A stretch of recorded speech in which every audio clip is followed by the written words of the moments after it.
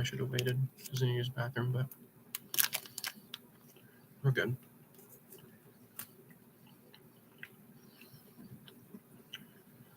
Okay.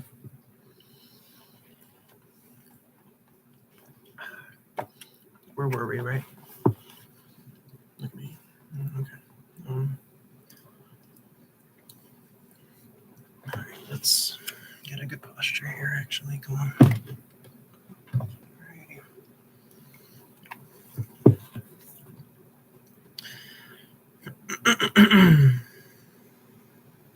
All right.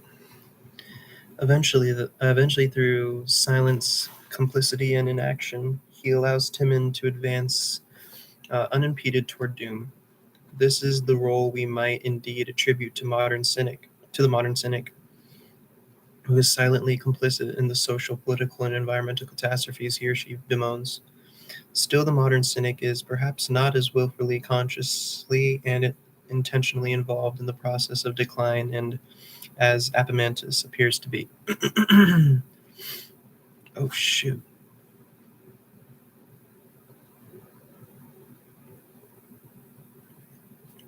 Man, I don't think I'm going to be able to end this. Oh, never mind.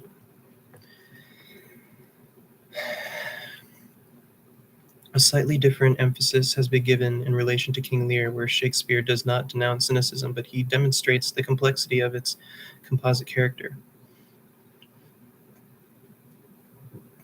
In King Lear, Shakespeare shows how easily cynic parousia may be reduced to the mere antics of parasite gesture who has renounced all claims of seriousness. In his depiction of the bitter fool, Shakespeare suggests that cynic candor must inevitably result in communicative failure and critical inefficiency. Shakespeare's fool is noteworthy for himself, drawing attention to these inevitable failings and display of knowing irony, announcing his critical impotence at precisely the moment when he is being most incisive and critically forceful. Although this can be taken as an argument against his cynicism, this gesture might also be understood as prototypically cynical, insofar as cynic critics begin with a rhetorical gesture that casts doubt on its claim to be legitimacy and on its likely effectiveness within the current order. This is how cynicism sidesteps those who would seek to instrumentalize it. Was I here? Those who would put it to use within the very frameworks it seeks to overthrow. Shakespeare's younger contemporary, the poet and the satirist John Marston, I definitely read this, offers another example of this early modern cynicism through a more strident, personally avowed form. Marston openly identifies himself as a cynic of the railing, misanthrope sort. This cynicism has given up its courtly truth-telling and embraced a mode of critique that was vicious as it was self-defeating. That, at least, is interpretation of Marston's 1599 Scourge of the Villainy. Yeah. With its tax conventions of decorum and civility, while refusing to offer itself as a principled alternative, or pretending that it speaks from a position of virtue or higher truth. As one contemporary described Marston, he is the wheel of a well-couched fire worker that flies out on all sides, not without scoring itself. Perhaps unsurprisingly, this scourge had a mixed reception, including the following abrupt dismissal, which opens the introduction to the 1925 Bodley Head edition. The Scourge of Villainy is not a book to read for pleasure of amusement. It is neither great literature nor even great satire. Its lines are unusually turgid. Allusions are almost difficult to follow, and the whole, even the Elizabethan satire, is very liberally bescumbered. But for all that, neither the Scourge nor its author can be neglected by anyone who wishes to understand the mentality of English writers at the close of the 16th century. In the estimation of more recent and sympathetic critique, we might still hear in Marston's querulous tone the displaced intellectuals of the Elizabethan and Jacobean era discovering their own uselessness to the social and political order. This discovery, with its attendant frustration, if not feeling of powerlessness, is what spurred satirists such as Marston to even freer and less decorous speech. That is to say, to deliberately offensive writing that testifies to its own ineffectiveness. To heal or alleviate, to elevate, as much as it reveals in the object of its attacks the monstrous condition of the cultured, chattering classes, though the educated would nurture for some centuries yet the idea that classical's training could elevate and protect. This fond illusion has long been accompanied by growing unease. If not a sense of betrayal, satirists and detractors such as Marston demonstrate that they can testify to such corruption, to the failure of the cultural and um, to the failure of the cultural of educated people to deliver a more humane society, only by implicating themselves in its breakdown. And so it would seem that if Shakespeare's rebuttal of the necessary elevating effects of the eloquence and Marston's self-defeating triad against the conceit of his class can be understood as a cynic act in their own right, there might well be a literary role for cynicism. Again, any uh, oper- operationalization of cynicism as an excuse for greater experimentation in literature of a risque, ribald, jaw-dropping variety, as a vehicle of more literary barrel rolling, as if it were sport, a more debased literary cynicism, reveals itself here.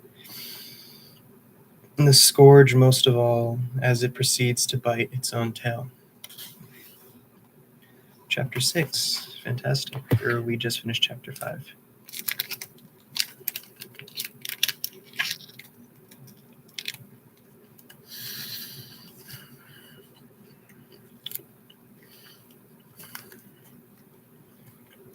I really like granola bars, especially Nature Valley, but I don't really like the texture of like the melted chocolate whenever it gets kind of warm. But I guess it's my fault for letting it melt like that and leaving it out. So what you gonna do? I guess.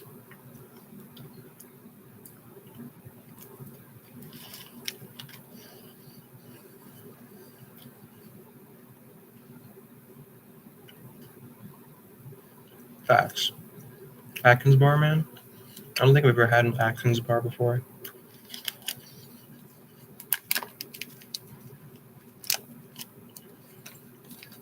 I'll have to give it a try someday.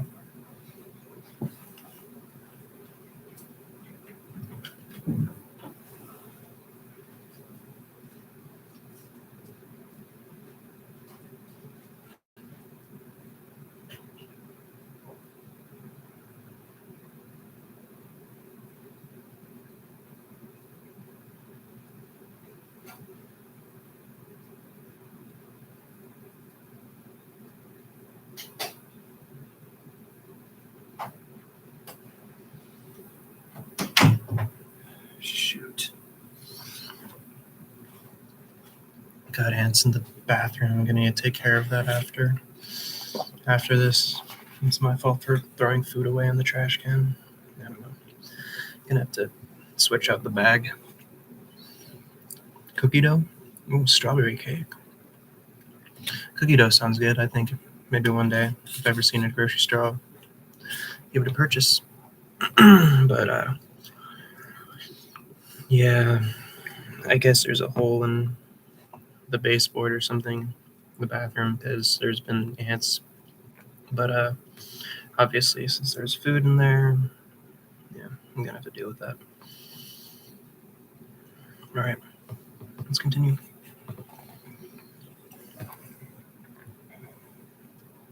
Yeah.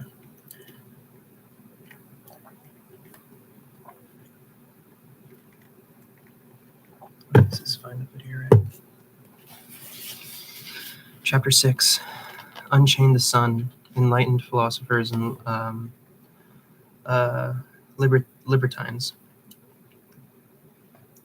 The Enlightenment marks the high water mark of Cynic co-option to the list of mutually competing elements that included saints, holy fools, and melancontents can now be added philosophies and libertines. Despite its creative adoption, however, cynicism would also give way to parody and eventually to rejection. The decline of rhetoric is partly to blame, as rhetoric no longer underpinned the school curriculum. The cynics were reduced to literary characters of a rigid satiric and predetermined type. Rhetorical training had long kept cynic anecdotes alive, in a sense as part of a wider training in eloquence of persuasive speech. Without the continental revival of cynicism in that form, the cynic began to appear as a relic, no longer relevant to the present, perhaps even at odds with the newly arrived at self-understanding of modern thinkers who were keen to distinguish themselves from all that is primitive, uncivilized, and resistant to improvement. Though the value of cynic interventions had previously been recognized as useful resource of provocation in early modernity, the licensed transgression of the cynic at court was recast, where a cynic attitude in the melancholic railing early modern form comes to be understood as representing nothing more than unreflective hostility to civilized life. Cynicism arrives in modernity, having lost the dignity and assumed positivity its absorption within the rhetorical curriculum once conveyed.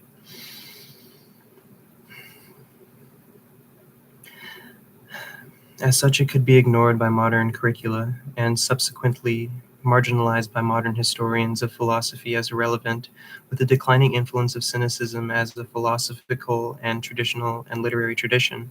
The old self-affirming contrast between venerable and base cynicisms finally disappears. What remains is a shallow counterpart of a once lauded cynicism, namely the dismissed and by now dimly remembered specter of street cynicism, in opposition to which was previously defined. That shallow figuration extends to the present as a general label for dejection, negativity, and malcontent. Modern cynicism retains this vague, dismissive association with lower forms of life. In modernity, cynicism can now also be opposed to education, from which it is finally separated. The idea that cynicism might have anything useful to contribute to the education as it once did in rhetorical training begins to look odd with the decline of the latter. Far from being potential beneficiary of cynic input, modern education is viewed as if it were at a battle against the forces of cynicism or negativity. This would be an interesting contest if cynicism had not been drained of its vitality and radicalism by way of its prior co-option. Education and cynicism are now treated as opposing forces only because the latter can no longer threaten the former. As I argue elsewhere, this posting of education as a solution to cynicism is itself a cynical arrangement. And it is a prototypical example of cynicism in its reduced modern form. I should admit that here my understanding of modern cynicism is perhaps a little heterodox. According to this interpretation, cynicism is not most duplications. Modern configuration is not so much the consequence of detached negativity or loss of faith as it is the effect of residual attachments to education, emancipation, liberty, and so forth.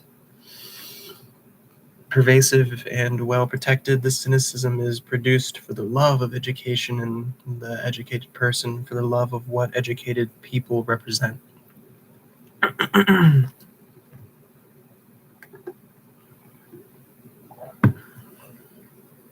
This point can be illustrated by considering how one might read George Littleton's 1765 dialogue between Plato and Diogenes, a political and philosophical commentary written from the perspective of a British statesman, peer and patron of the arts.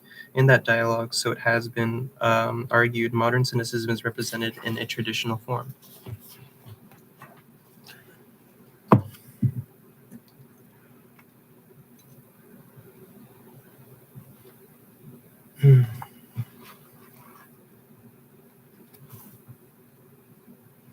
wow, that's actually a really good picture.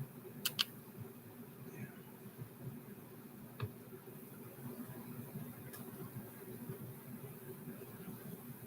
It's just a really fantastic picture.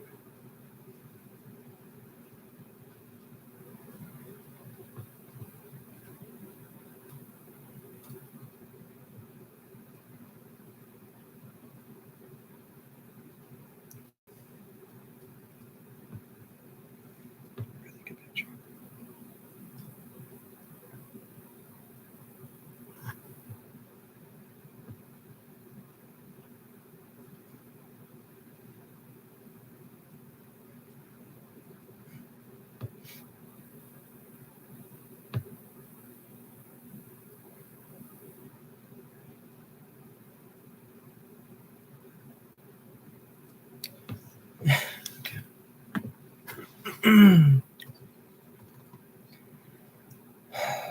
The role played by this particular Diogenes appears to anticipate the disposition of the modern insider cynic who believes that the ultimate motives of human action are self interest and the quest of power, and deals with his or her professional contacts in those terms. Unlike the cynicism of the powerful, which pays lip service to the conventional values and moralities of the ruled and is relatively discreet in its manipulation of others, the cynicism of the insider cynic provides a precious glimpse into the appalling process of real power. In Littleton's dialogue, Diogenes is beginning to exude such traits and offers such a glimpse of future cynicism, our cynicism. Although modern cynicism undoubtedly takes this form, I would argue the equally distorted figure of Plato in Littleton's dialogue also represents a dominant, though decidedly more elusive tendency in modern cynicism. In Littleton's dialogue, Diogenes castigates Plato for accommodating himself to power in his attempts to politely console those who govern nations and convey upon them the benefits of philosophy. In doing so, Diogenes points to the very different cynicism of professional duplicity of his opponent. You seem to think that the business of philosophy is to polish men into slaves, but I say it is to teach them to assert with an untamed, generous spirit their independence and freedom. You profess to instruct those who want to ride their fellow creatures how to do it with an easy and gentle rein, but I would have them thrown off and trampled under the feet of all their deluded and insulted equals whose backs they have mounted. Which of us is the truest friend to mankind?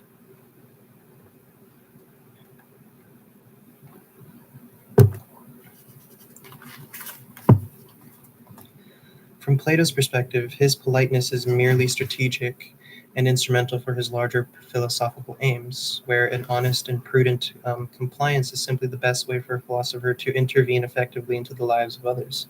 Though Plato's response has not been analyzed as such, I claim that it follows the typical formula of liberal educated cynic.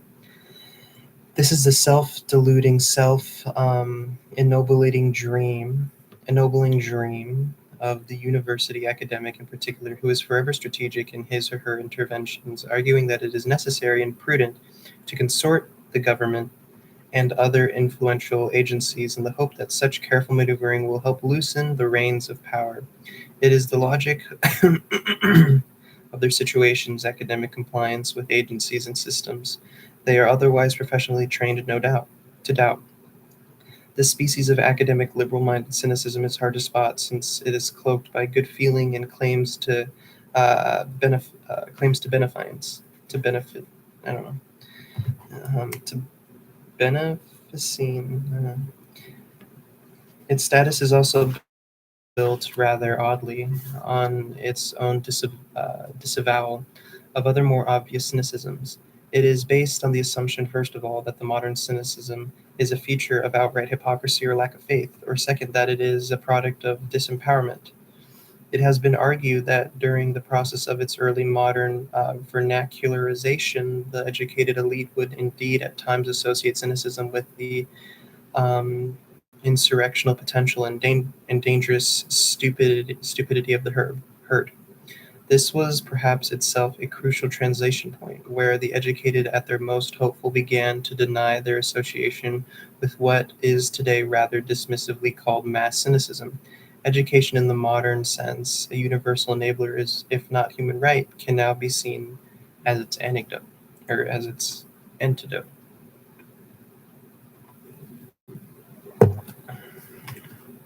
Enlightenment cynics. For a final take on the ancient tradition of cynicism, one that toyed again with its positive disruptive potential, and is necessary to travel from the English context to that of French Enlightenment, where writers such as Rousseau, Diderot, and Sade were lured once more in their own idiosyncratic ways by the attentions of cynic philosophy. In this context, Diogenes was relatable, because Enlightenment philosophers associated him with a commitment to reason, their highest authority. Diogenes pursued the consequences of reason fearlessly, of the restraints of tradition, heedless of the restraints of condition.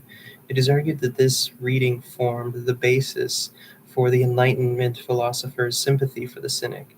It allowed the Cynic to function as an effective stand in for Enlightenment ideals such as freedom from prejudice, the separation of morality from religious constraints, cosmopolitanism, cosmopolitanism, the open criticism of secular and religious authorities, and most distorting of all with regard to Cynic tradition, the autonomy of the individual. This was a tradition and uptake of Cynic themes which, from English writers such as Edmund Burke, would later recoil in support of their own distinctly pinched political outlook. The Enlightenment can be seen as marking from final major appeal to cynicism as a philosophy in its own right before Cynic philosophy was largely jetsoned and overtaken by its modern vernacular understanding. Cynicism enjoyed a complex revival despite its contribution to a potentially disruptive radicalism, and the Enlightenment uptake of cynicism was also instrumental to its further weakening of militant philosophy. Though cynicism had its attractions, in that it would give Enlightenment reason more bite, those who adopted it had to contend with the counter-critic that they had taken their cynicism too far and abandoned reason as its consequence. All right, let's speed run this for 2 minutes because at 11 o'clock this will conclude. So let's see how much we could read in 2 minutes. Hence, as Cynic ideas were adapted to a critique of public norms and traditions, the most scurrilous and scatological elements of Cynicism were carefully excised. It has been suggested that the Cynicism was eventually so flattened by its co-option by the work of the Enlightenment that, as philosophically it was finally and conclusively diminished to insignificance. This reduction in power of Cynic philosophy to scandalize and upset was followed by its condemnation by Hegel from being theoretically unfit, a nonsensical rationale from the Cynic perspective, and its consequent marginalization by the dour standards of newly professionalized philosophy. And Cynicism lived on by the way of the Enlightenment. It persisted only in what it helped engender, namely Enlightenment-inspired critique. And here the legacy of Enlightenment cynicism might be considered by overwhelmingly negative insofar as it helps form a critical consciousness that respected no boundaries, by which would, as a result, eventually undermine its own foundations. As Saderick argues, modern cynicism can be viewed as the distant ancestor of Enlightenment critique. It can be understood as if final mental clock resting place of an exhausted critical consciousness that has last consumed itself. I return to evaluate this claim of the next chapter. Rousseau. Although Enlightenment use of the Cynic themes resulted in some decidedly subversive literary output, this uptake nonetheless produced a further transvolution of Cynic ideas. The work and the life of Jean-Jacques Rousseau provide an interesting example of this process and adjustment. Rousseau was attacked for being a degenerate cynic. I can only consider Diogenes' dog, or rather like a dog descended from a bastard of that dog, was Voltaire's assessment. In Rousseau's defense, it can be argued that he only adopted the moniker in the most half-hearted, self-deprecating way. For shyness, I became a cynic and a mocker, and I pretended to scorn deeply the good manners I had been unable to acquire, he wrote. Rousseau had good reason to exercise caution when self identifying as a cynic, since he had long been labeled and diminished as such by others. His critics attributed Rousseau the worst aspects of cynicism, complaining that he was not a true cynicism of the world after all, but a misanthropic, rude, and plebeian cynic, an enemy not to just society, but to morality itself. Somewhat complicating his image towards the end of his life, Rousseau engaged in a period of uh, itinerant living and embarrassingly frank auto- autobiographical writing. An unsympathetic reading would be to argue that Rousseau revealed himself in his autobiographical writings to the bit of a half-assed cynic and an isolated, pathetic one that at a more favorable reading, okay, well, we did pretty good. Reading understands that his contemporaries be took to be the madness of his last years of odd lodging and unhinged writing as constituting a cynic pursuit of poverty and parrhesia to the point of scandal. Very cool. Very cool. I'm definitely starting to see the